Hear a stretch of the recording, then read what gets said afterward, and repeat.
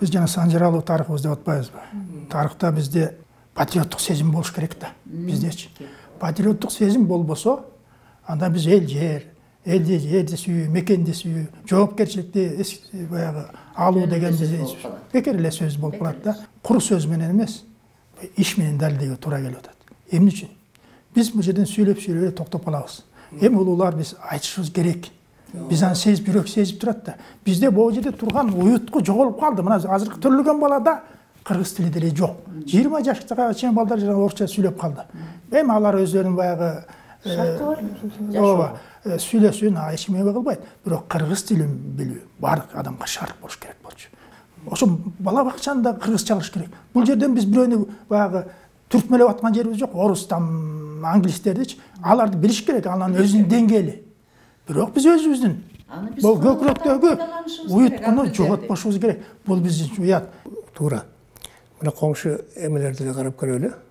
Казактарды, Казактар тил турмай өзлөрүнүн баягы биздеги өрүндө тугуштар бар. Алар ал тугуштардын уже тамгаларын коюп алды. Тамгаларын жазып алды. Анан кийин тил жагына келгенде казактар өйдө турат. Өзбектер өйдө турат бизден. Эми наркы тажиктер, түркмендер деле айтпай эле коелу. Биз анан кийин бирдеке болсо эле бул тил керек дейт. Биринчи орунда биздин өзүбүздүн тил туруш керек бул. Мазеле ошол. Биз ушундай нерседен үлгү алышыбыз керек да. Мынакей түрктү айтабыз 70 миллион, 80 миллион эл деп. Мына түрктерге мен мурдайлы бардым, 4 шаарында болдум. Эми түрктердин маданияты ушунчалык, тили да ушунчалык киши баа берет. Анан мен калпагым менен жүргөндө менин башка да бар кыргыздар. Алар мени чакырып келип алып, туруп чай берип сүйлөп атпайбы? Ой, жөнөкөй эле түшүнсө болот экен. Жайдан сүйлөсө түшүнсө болот экен. Алар орус тил билбейт. Сүйлөсө болот экен. Анан төркүнүбүз тиякта жатпайбы? Анан кийин аркадаш деп атат. Бир боордаш деп атат, бир боор эл деп. Мынакей мазеле биякта жатат да. Биз ошон үчүн үлгү ала турган элдер бар. Бирок ошондой эле кылышыбыз керек. Туура айтасыз. Мына мен да кошумчалайм. Бул биздин тарыхта деле мурун жок эле, кийинчерээк пайда болду. Муну болсо түрктөр баягы жазып чыгышты да. 1331-жылы жана Икея шаары. Азыркы Изникпи? Изник. Ошо кыргыздар жардамга барган экен. 2000 30 000 киши кыргызга жардам бар. Эмне үчүн жардамга барды деген суроо туулат да. Мусулмандар бири-бирине баягы кыйынчылык келгенде айттырбай эле барып жардамдашкан. Туурабы? Ошондогу түрктөрдүн жанагы четине салып, жанагы күмбөз салып койбодубу? 12 кишинин кыргыздын сөөгү деп баягы ушунчалык сый-сыпат, урмат менен баалашат экен да, кыргыз тууганым деп эсептеп билет экен да. Мусулмандар депчи. Биз ушундай кыргыз эли болуп туруп, анын өзүнүн тилибизди жоготкон мага ушунчалык өкүнүчтүү болуп атпайбы, жоготуп баратканы. Ошону айтып атам менчи.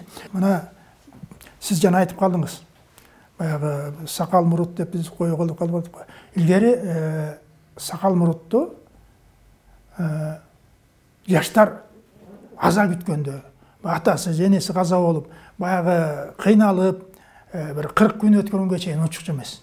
Негизи ушинтип айтылат да кыргызда. Туурабы? Анткени алар аялы деле, энеси деле аны өзүн жуунуп тазаланып боенгондой убактысыз болбойт. Ошон үчүн ал уруксат берген. Унчукчу эмес. Бирок ошого карабастан бизде өзүнүн бир ченеми болгон. Муну айтабыз. Жаштык өзгөчөлүгү. Өзгөчөлүктөр болгон, ченемдер болгон. 40 жаштан мисалы мурут коюу, 50 жаштан узунураак мурут коюу, мисалы 60тан өткөндөн кийин эмесине чокчо сакал койсоң болот деп айтып калышчу эмес беле? Илгеричи аз болсо билбей калды. Бул да болсо баягы биздин бир аз баягы өзүбүздүн салтыбыздан бир аз тайып баратканыбыз да. Эмне себеп? Акыл айтпасак, үйрөтпөсөк, анан кийин ал каалаганын коюп жатпайбы? Буну биз баягы таңгылап аткан жерибиз жок. Бир гана өкүнүчтүүсү биз улууга урмат, кичүүгө зат дейбиз. Биз ошонубуз жоголуп баратканы. Бир чети жоголуп баратканы бул өзүбүздүн да күнөөлүүбүз. Илгери мына билесиздер, той болгондо аксакалдар өзүнчө отурчу. Жаштар өзүнчө отурчу. Анан акырын алып келип, достор алып келип, мындай ишимди коюп койсо, акырын карап көрсөтпөй туруп, куй деп коючу. азыр болса сакалын жана өзү келип куйбайсыңбы депчи. Биз өзүбүздүн авторитетибизди кетирип алдык. Улуубуз улуудай болбой калдык. Эми дагы бир суроошуга келип атат да.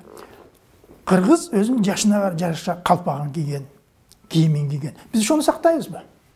Эми мынагыдай дагы эле баягы тарыхка кайрылалы да. Жана сиз айтып кетпедиңиз сүннеттеги. Эми сүннеттеги бул мусулман дининдеги да. Эми ислам дининин пайда болушу кайсы 7-чи кылым.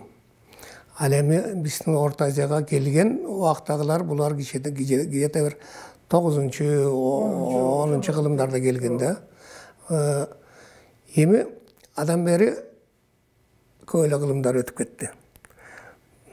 Ал эми Кыргыздын өзүнүн салттуу өзүнүн эмесинде, кийимдеринде, жүрүм турумунда кандай болгон? Мисалы үчүн кийимдерин алып көрөлү. Жанагыдай көйнөк дамбал эмес.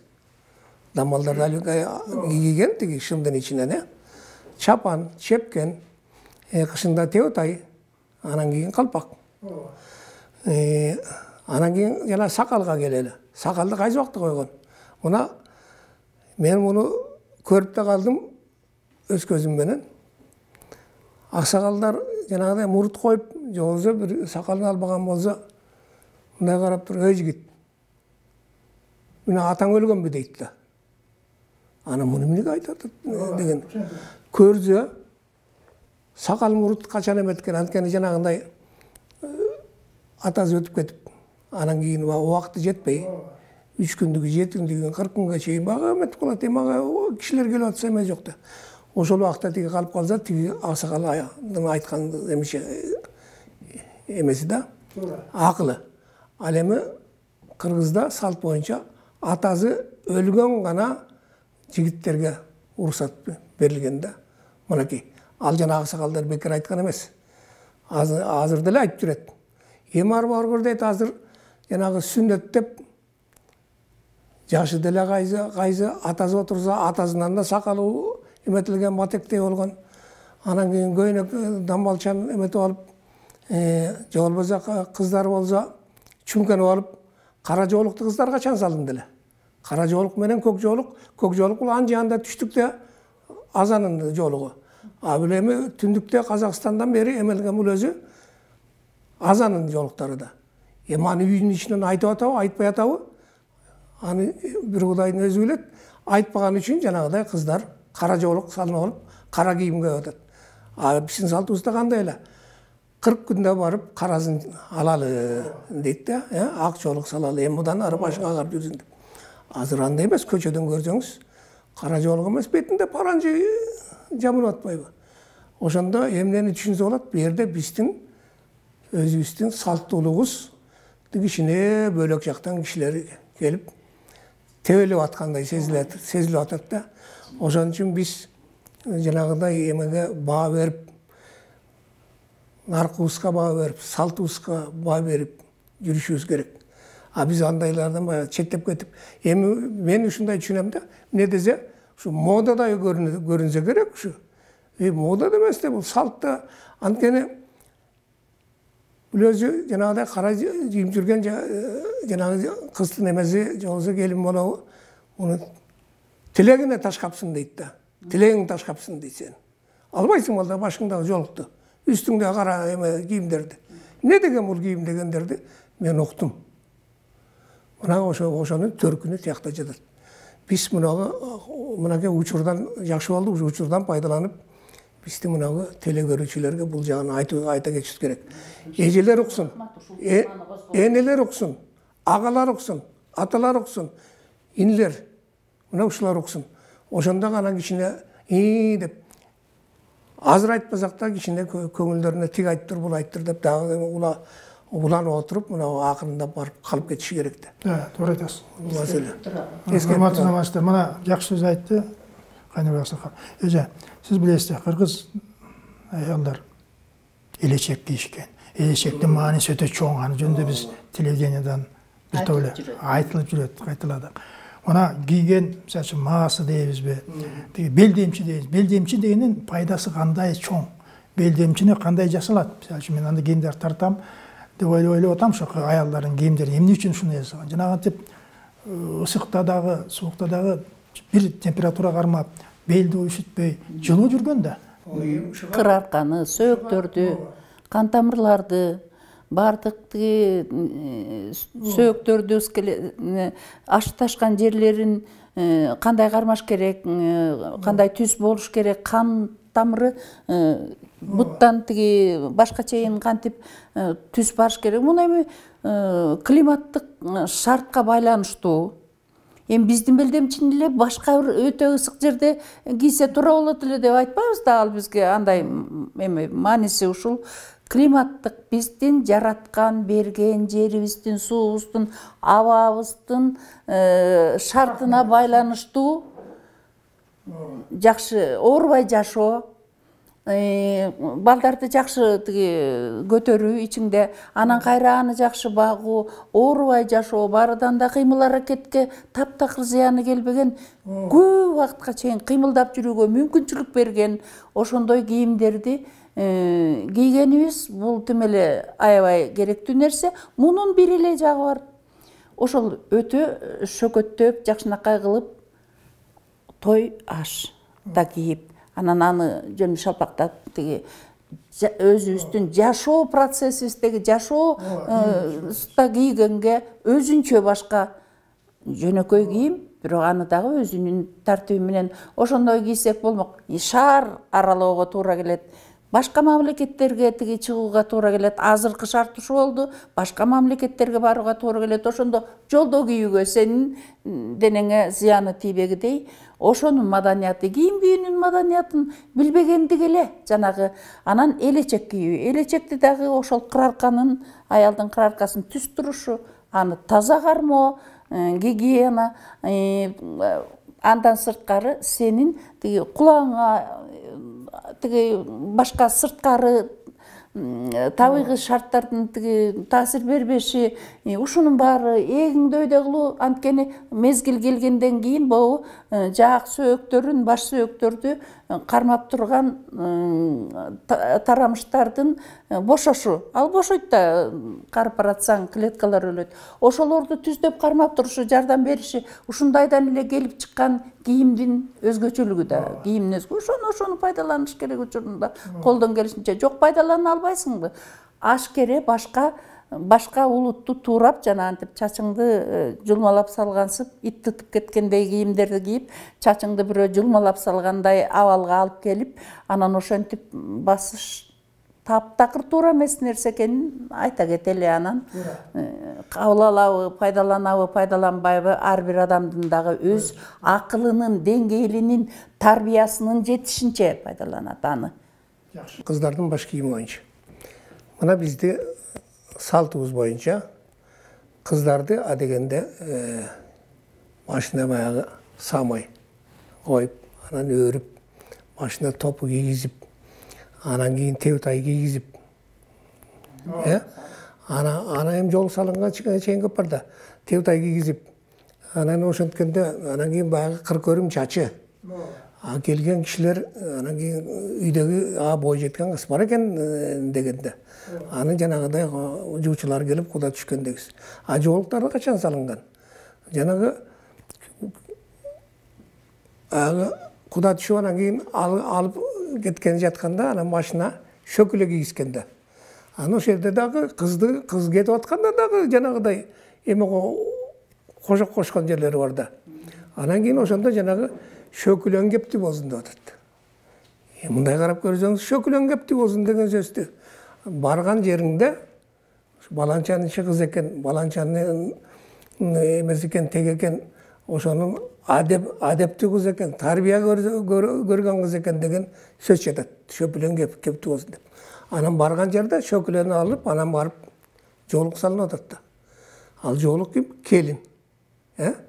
Анан кийин келинден кийин жанагыдай жашына жараша барып анан жанагыдай элечекти салынып атат да. Элечектин дагы түрлөрү бар. Анын мынакей биз ошондой кылып атабызбы? Жок, мына эже айтып атат. Азыр кыздарыбыз чачтарын түйдөктөп, тигиндей кылып, мындай кылып алып дейт. Ал эмес жана кийимдерин карап көрүңүз. Кийимдерибиз кандай эле, жана белдемчиден баштап бир сонун кийимдер бар. Аны айтып бериш өзү бир жомок.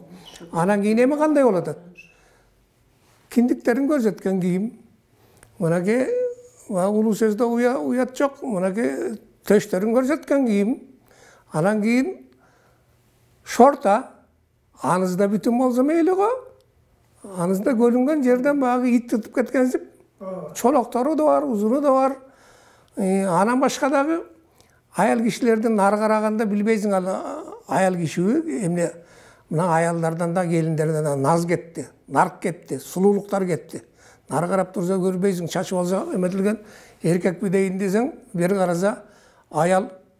Анан кийин мындай жерге отуруп калганда, анан кийин ушинтип келип, анан кийин талтайып келип, ошо эме менен астың эле отурушат. Адан киши уялбай, бизде эркектен уялбай эле киши уялып атпайбы? Ал убакта мынакей дагы эмесин карайлы, кандай эле улуу киши келатса, кичүү кишилер мейли эркек болобу, мейли кыз киши болобу, мейли айыл киши болобу, туруп турган. Өткөндөн кийин анан кеткен. Анан кийин азыр улуу киши келатабы, кары киши келатабы, жөөлөп өтөбү деген, аны ызат кылуу деген биякта да турсун. Нар жакта дагы бирдеке деп койсо, анан бери карап, анан кийин аны каргыгына карабай, тилин кайрагандар көп болуп атпайбы? Анан кийин мынакей ушундай болуп бараткан нерсени биз эмне дешибиз керек? Эмне дешибиз керек? Анан кийин ушундай кичине ата-энелер дагы бул жагына көңүл буруш керек. Дагы бир кошумчалайын мен дагы. Биз калпак деп атпайбыз, кийим негизичи. Ар бир кийимдин өзүнүн учуру болот. Улуулар кийген, жаштар кийген, карылар кийген калпактар болгон. Биз азыр агын деле жапжаш кийип атабыз, карасын деле карылар кийип атабыз. Анын жаштарга, орто кишилерге, карайларга деген баягы узун кийимдер болгон. Биз ошонун мааниsin түшүнбөй эле өзү кийип жүрбөйбүз. Анын өзүнүн төркүнү такыр башка. Бул калпак, чепкен дейбиз, бул улуттук символдордун бири. Биз улуттук символдорду биз жанагы өзүнүн нормасы менен жасап, үгүттөөбүз да керек. Ооба, нормасы менен жасасак жакшы болот эле да. Анткени бул улуттук кийимдерди каалаган фирма чыгарып, анан ошол калпактын башына өзүнүн фирманын тиги белгисин коюп атат. Бул эмне улуттук символбу бизге? Биз ошон үчүн мен көп айтарым, оюмду айтайын да, жыйынтыгы. Биз муну көрүнгөн эле конок эле символду бере бербешибиз керек. Муну барктуу, даңктуу кишилерге гана берсе. Ана биз каалаган эле бар эле чепкенди эметип атпайбыз. Муну баркы да кетип калды да чепкен. Азыр чепкен берип алсаң жөнөкөй эле болуп калды. Биз аны сыйлыш эле берсек жакшы болмок. Азыр бул сый жок калды. Азыр берсе айтат, баягы чепкен берди депчи, жаман сөзгө калып атабыз да. Муну деген биз ушуну айырлап иштеш керек да. Улуттук символ деген анын өзүнүн оймо чиймеси болот. Биз ошону такап, ошондой жасасак, жанагынтип фирманын тиги баягы штампын салып коюп көрсөтүп жүрбөйбүзбү? Калпактын баркын кетиргенибиз ошо болуп атпайбы? Баркын кетирип атабыз да. Мына ушундай ошол жерде барлык нерсени мына сиз айткандай штамповка, жанагы бир жерге чепкен жапты десе, чепкенин эми жапканда жабып коет да, үйгө келгенде кандай чепкен экенин билинип атпайбы? Калпакта да ошондой. Символ жанагындай эмелерин өзлөрүнүн эмесин басып коюп атат, белгилер. Бирок алар канчалык деңгээлде болот? Мына барлыгын жанагы өзлөрүнүн белгилерин басып аткан буну барлык нерсени акча тебелеп баратат да.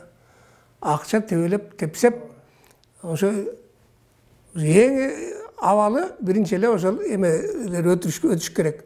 Анын жарашабы, жарашпайбы, кандай бычылды, кандай эме калды, кайсы материалдан жасалды, ага эч баа беришпейт. Анан кийин бирде тиги келет экен десе эле анан барып алышып алып, анан кийин тойда көп деген эл келет экен, баарына чепкен жабалы десе эле, бар эле анан баркын кетирип алып келип анан баарын отурган жерде чепкен жаап атпайбы?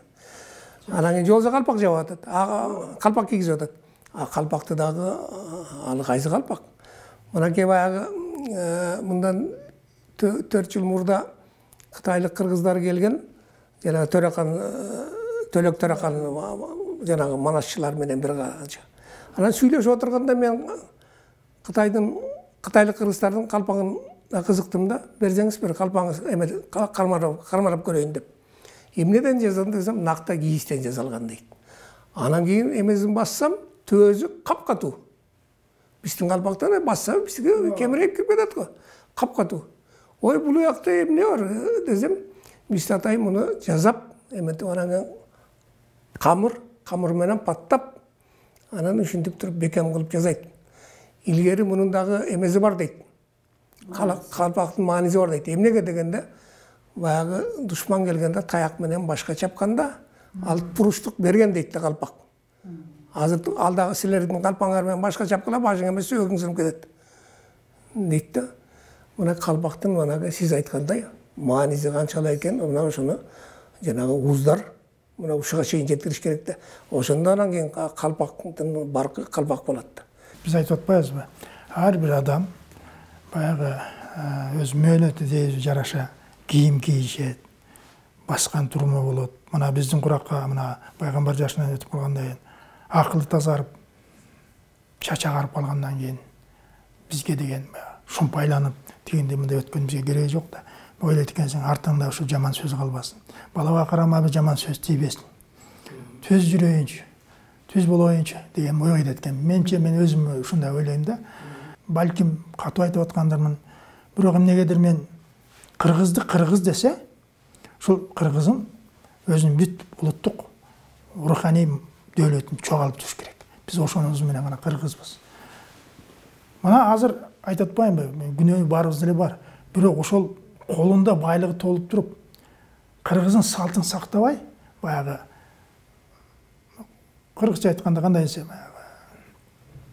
тоот болгондук кылып, бул канча эскичилик. Ооба. Качанкы бир мен кааласам кийинем деп, жанагы 80-ге чыгып калган киши атын айтып эле коеюн. Паркка кетип барсам, ушу учурашайын десем, ошол экен. Эми тапшикке кийип алыптыр. Тизесинен ылдый шорта.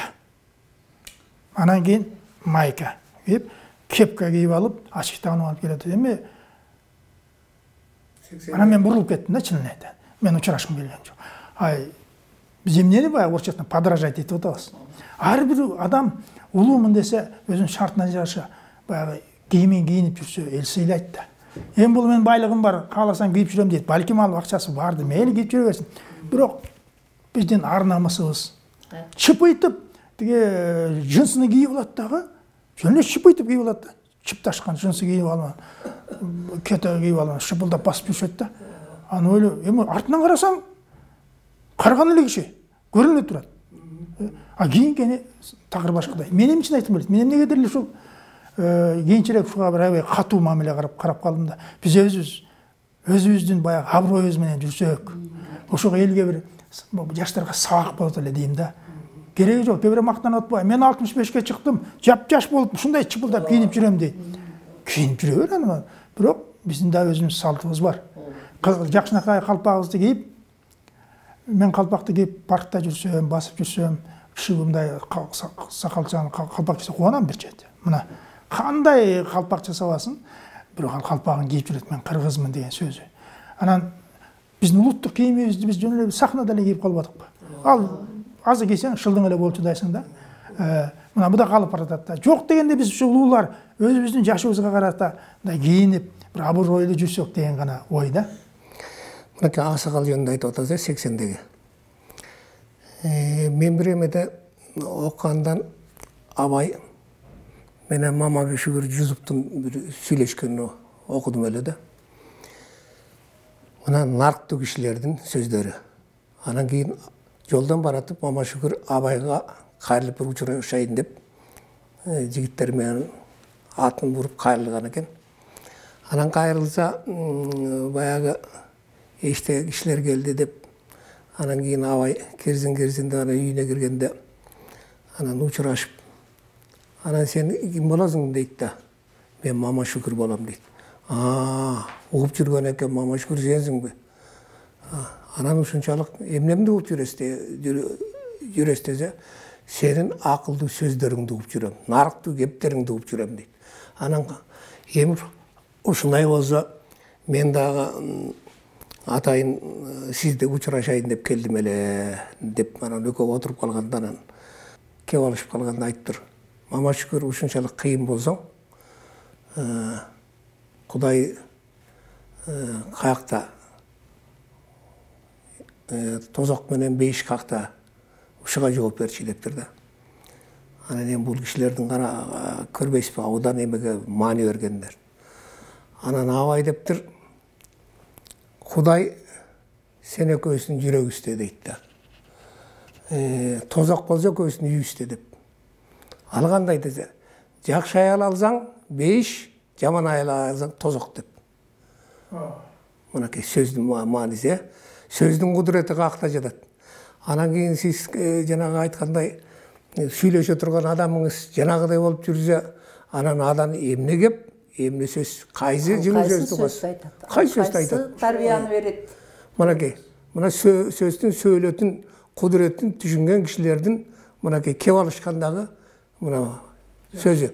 Ошондо тигилер уккандай эмне дейт жана жаштар? Атаңдын көрүү дейт, туура. Ушундай турбайбы? Ушундай турбайбы дейт. Ушундай турбайбы жүрөгүндө алат. Мына биз ушундай маани бере турган адамдардын азыр кичине бир сейректеп баратканы кичине билиштүү болот. Өзүңүздөр билесиздер, урматтуу замандаштар. Хикаяда айтылат го. Атасы баласы теги дүйнөгө барганда суракка түшөт. Ошондо баласын, атасын чогуу тозокко алып барат. Анан баласы сурап атат. Эмне үчүн мен тозокко барам? Мен эмне кылдым тозокко баргандай дейт. Анда гана айтып атышат. Сен бул дүйнөдө жашап жатканыңда туура эместерге көп бардың. Мусулманчылыкты сактаган жоксуң. Куран намазы окуган жоксуң. Сен ошон үчүн тозокко барасың дейт. Анда баласы кыйналып жатып атасына кайрылат. Ата, сен мага туура эмес жашап атасың. Мындай жаша деп айттың беле? Ата, сен мени Куран оку, намаз оку деп айттың беле? Сен айтсаң мен ага саган каршы болдум беле, ата? Эмне үчүн азыр мен кыйналышым керек деген экен. Мындай карап көрсөң, логика туура. Биз дагы жаштар ушундай бир өзүбүздүн ой пикирибизди туура жолго түшүш үчүн аларга дагы акыл насаатыбызды айтышыбыз керек экен. Кыргыздын баардык айткан баалуулуктары бул жашоо эрежеси. Дагы эле кайталап атпайбызбы? Мына кыргызда айтып атпайбы? Атың жаман болсо дарманың кетет. Аялың начар болсо тууганың кетет. Өзүң начар болсоң ыйманың кетет. Балаң начар болсо жыйганың кетет дейт. Бул кандай сөз? Биз баарына ушул айтып атабыз. Биздин баалуулугубуз, мен бай эмесмин. Менин баалуулугум ушул кыргыз каада салтын, кыргыздын маңызын, кыргыздын баягы түптөрүн түзүн мен балама айтышым керек. Балам, мен берген байлыгым саган ошол. Мен уят кылба. Ал өзүнүн баласына ушу боюнча бер. Ушундай берсин. Мына менин байлыгым ошол. Эгерде менин балам ушундай чыгып, элге жамандан алыс жакшыга калыс болуп жүрсө, мен тиги дүйнөдө болсо да ыраазымын да. Мына бата деп атпайбызбы? Батанын азыр ар кандай маанисин айтабыз. Батаны биз жакшы түшүнбөйбүз азырчы. Кийин гана бир сорттоп келсең, бул баягы тос менен батанын мааниси эки башка экен деп эле түшүнүп калбадыкпы? Аны аздай бир аз жиликтеп көрөлү. Мына илгери айтылган сөз бар эмеспи? Карган киши өмүр бою бала көргөн эмес. Өлөрүндө түн ичинде туруп алып, үйүндө жалгыз отуруп анан асман карап жалынып атпай. Кудай айланайын. Алла, сага мен жамандык кылдымбы? Айтканыңды жасадым. Бирок өмүр бою мен баланын ыйын, баланын үнүн укканым жок. Бала көрбөдүм. Ушул дүйнөдөн мен ушундай эле өтүп кетемби? Алла Таала. Бир бала бербейсиңби деген экен. Ушунда Алла Тааланын үн чыгат дейт. 3 күнгө саган бала берем. Анан баягы асмандан бала түшүп, баягы сакал аябай кылган, 3 күн болгон байлыгын чачып, мен балалуу болдум деп баягы жыттап, кучактап, кошо жатып, эл чакырып, элдин ушунчалык батасын алып, баягы моокуму кангандан кийин, баягы 3-үчү күн өткөндөн кийин түн ичинде баланы уктатып коюп, өзү ыйлап, жанып отуруп анан күткөн экен. Алла эми алып кетет да сүйлөшкөн боюнча. Деп отурса Алладан үн чыкпайт. Ошондо аксакал ыйлаган экен. Алла, мени кыйнаба. 3 күн сурадым, бердиң.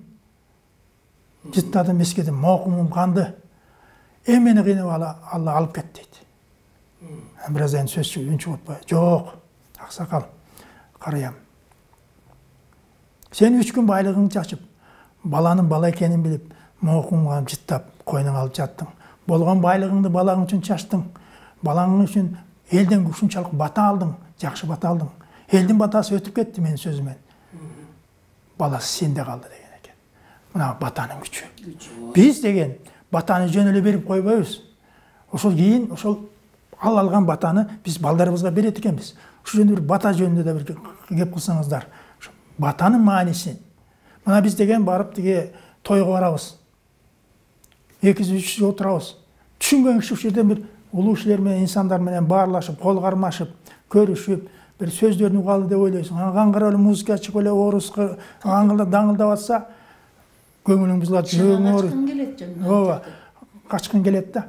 Жок, мына ошол жерде ошол алып баруучуга биз көп айтып жүрөмүн. Ошол кыргыздын салтын жакшы билген, кыргыздын макаллабын жакшы билген, керек болсо жанагы оюндарды уюштуруп, кыргызды кыргыз экенин үндөгөн бир эме чыгарышыбыз керек да. Биз мындай жасалманын кереги жок.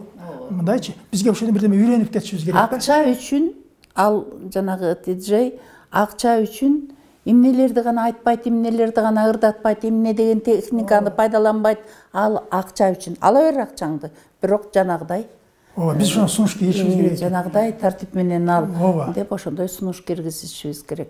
Мына бата демекчи, азыр жанагы ата жөнүндө, ата бала жөнүндө сөз болуп кетпеди. Мындай бир кыргыздын бир жакшы макалы бар го. Жакшы атанын баласы жаман чыкса, төөсүнөн ит кабат дейт. Жаман атанын баласы жакшы чыкса, төрдө отуруп сый табат дейт да. Мынакей. Бул өзү улуу сөздөрдө. Эми жанагы батага келгенде, эми батада тойлордо жакшы баталар бар арасында. Анан кийин кээ бир тамадалар жаттап алба эмелерде. Эми ал жаттама мейли, жаттама бата деле болсун.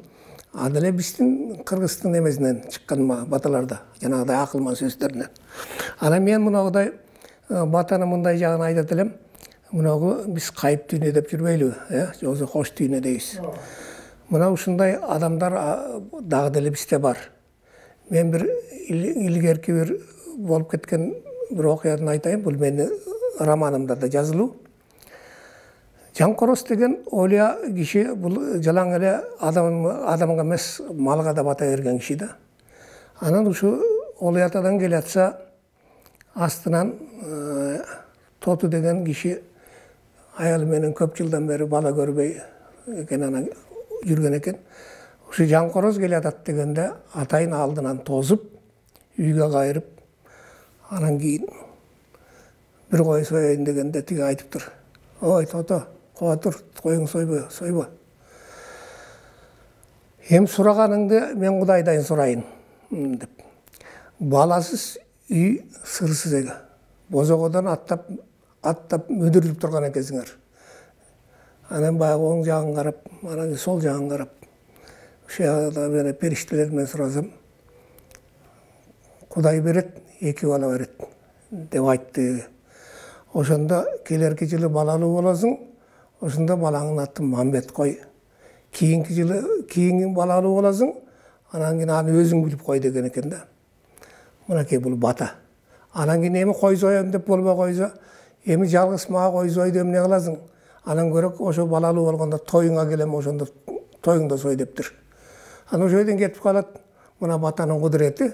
Анан кийин келерки жылы, анан кийин балалуу болуп, ошо Оли айткан кишидей Мамбет коюп атат да. Анан кийинки жылы, анан кийин дагы төрөп, анан кийин атын ошо Мамбетке жолдош болсун деп жолдош койгон экен. Мына ошолордун урук тукумдары бар. Анан дагы бир жагын айтып кетейин. Мынагы Таласта Текесекирик деген жерге келатса, астынан аюу чуркап чыгыптыр. Чуркап келатат дейт. Анан жанында жүргөн кишилер бар да, атам деп эме кылса, жо атпа, бул тибе мага келатат деп. Ошого атка бир аз жакын калганда, бир 5-6 кадам калганда аюу тура калып, а кишиге жүгүнгөн экен. Кадимкидей. Берсин, берет Кудай, берсин деген аюу ошого ыраазы болуп, анан кийин кайта 4 аяк менен анан кийин күдүңдөп кетип калат да. Анан кийин ошону көргөн мергенчи бар экен. Анан Кудай атыба. Бул Жанкороз Олиянын батасы айбанға да тиет екен. Мен ушунда былтыр атайын деп атпа койдум эле. Көп жылдан бери ушул жерде жүрөт, эме жалгыз жүрчү эле. Быйыл мамалактуу болду деп. Мына көрдүңүздөрбү? Мына батанын кудурети кандай болот? Анан жанагы бирөөнүн баягы көзүнөн, бирөөнүн сөзүнөн, бирөөнүн өзүнөн да атпайбы? Анан үйгө келген кишини дагы баягы Кыдырдын жылып турган убагында деген бизде кеп барбы?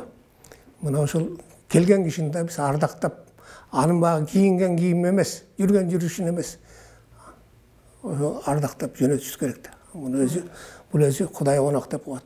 Мүмкүн алардын батасы бардыр. Мүмкүн жанагыдай кандайдыр бир касиети бар адамдыр. Биз мына ушуларга чейин аздектеп жүрүшүбүз керек да, адамдын баягы эмесине карабай.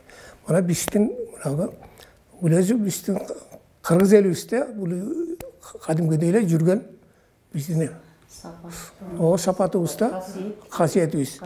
Ушуларды биз улуу катары ушундай экен деп, бул уламыш экен, бул эме экен, бул эскичилик эмес экен, баягыдай эмес деген. Бул сөзсүз боло турган, кайра кайталана турган кыргыз элинин ичиндеги бир сапат, дөөлөттүн да дөөлөтү.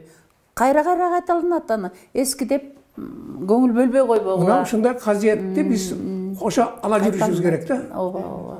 Биз жана сиз жакшы айттыңыз. Ошону тагыраак мындай айтат да, жакшы болчу баланын атасы жаман болсо да төрүсүнөн сый табат. Жаман болчу баланын атасы жакшы болсо да төбөсүнөн ит кабат дейт. Жана сиз айткан туура да. Бата жөнүндө сурооңо мындай жооп. Бата менен эр көгөрөт, жамгыр менен жер көгөрөт деген сөздүн өзүнүн мааниси эле бул бата деген өзүнчө бир башкача бир сапаттагы адамдын көзү көрбөгөн, кол менен кармоого жок, жежити жок, өңү жок бир нерсе, бул касиеттүү бир нерсе, канга келип, кандайдыр канга келип сиңип, адамга патриотизмди пайда кылган, адамга ата мекенди сүйүүгө, жерди сүйүүгө, элди сүйүүгө мындай ошого багыттаган бир нерсе. Бул багыттаган ар бир макал лакаптын сөзү ойлосоң өзгөртүүгө эч бир мүмкүн эмес жашоонун формуласы. Ошо сыяктуу эле бул дагы бата. Батага аябай жакшы көңүл бөлсөк, бул сөзсүз болуучу нерсе десек, канакей ал бата дегенди көргөзө албайбыз. Кармап бере албайбыз, сүрөтүн тартып бере албайбыз. Бирок бул сөзсүз коомдун өнүгүшүндө, адам баласынын ар биринин өзүнүн жашоосунда пайдалануучу, сөзсүз ошого кезиге турган бир касиет. Ошол касиетти жакшыраак туура түшүнөлүк, макул бололук ошого деп суранам эл журттан. Бул акыл үйрөтүү же таңоолоо эмес, сураныч. Рахмат, саламатта болуңуздар. Урматтуу замандаштар, бир акылмандан сураган экен. Сиз эмне үчүн жаманды дагы, жакшыны да жаман деп айтасыз? Анда акылман, жаманды жаман деп айтканым ал жаман ишке барган үчүн айтам. Жакшыны жаман дегеним, анткени жакшы адам жаманды теске салбаган үчүн айтам деген экен. Биз бул жерде эч кандай жаман айткан жокпуз. Тек кана кыргыз жараны кылымдан кылымга, атадан балага өтүп келаткан кыргыздын руханий дөөлөтүн, улуттук баалуулуктарын унутпай алып жүрсө деген тилек. Бул тилек, бул дөөлөттөр кыргыз элин биримдикке, ынтымакка, элин жерин сүйүүгө, жоопкерчиликке түртөт. Ушуну менен Санжыра программасын аяктайбыз. Саламатта болуңуздар.